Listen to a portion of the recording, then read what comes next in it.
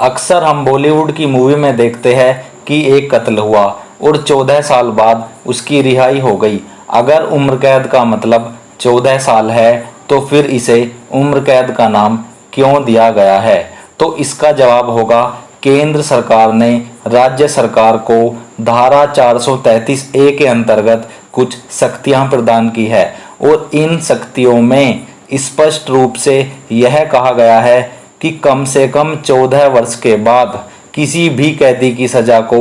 कम किया जा सकता है। किसी भी कैदी की सजा को कम किया जा सकता है उसकी मानसिक स्थिति के आधार पर, उसके चाल चलन के आधार पर, उसके स्वास्थ्य के आधार पर, उसकी पारिवारिक स्थिति के आधार पर उसकी सजा को कम किया जा सकता है। सुप्रीम कोर्ट ने सन 2012 में यह स्पष्ट रूप से कहा